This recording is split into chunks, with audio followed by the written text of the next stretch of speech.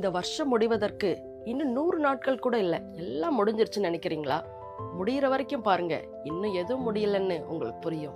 இஸ்ரவேல் ஜனங்கள் செங்கடலுக்கு முன்பாக வந்து நின்ற போது அவ்வளவுதான், சோழி முடிஞ்சதுன்னு நினைச்சாங்க.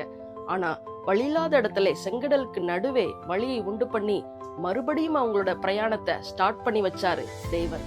லாசருவை கல்லறையில அடக்கம் பண்ணி முடிச்சுட்டாங்க. ஆனா லாசருவை உயிரோட எழுப்பி மறுபடியும் அவனோட லைஃபை ஸ்டார்ட் பண்ணி வச்சாரு தேவன். இயேசுவை சிலுவையில அரைஞ்சு கல்லறையில அடைச்சு பெரிய கல்லையும் சாத்தி கதையை முடிச்சிட்டோன்னு நினைச்சான் பிசாசு. ஆனா ஆவியானவருடைய வல்லமையை அனுப்பி அவரை உயிரோட எழுப்பி நம்ம எல்லாருடைய வாழ்வையும் ஸ்டார்ட் பண்ணி வச்சாரு தேவன். எல்லாம் முடிஞ்சிருச்சு, இனி இந்த காரியம் நடக்க வாய்ப்பில்லைன்னு உங்க சூழ்நிலை உங்ககிட்ட பேசிக்கிட்டு இருக்குதா? தேவன் இந்த 10வது மாதத்தில் உங்களுக்கு சொல்லுகிறார், முந்தினவைகளை நினைக்க வேண்டாம், பூர்வமானவைகளை சிந்திக்க வேண்டாம். இதோ நான் புதிய காரியத்தை செய்கிறேன், அது இப்பொழுதே தோன்றும். உங்க சூழ்நிலைக்கு மத்தியில தேவனுடைய இந்த வார்த்தையை நம்புங்க. முடிந்ததென்று நினைத்த காரியம் மறுபடியும் இந்த மாதத்திலிருந்து தொடங்கும்.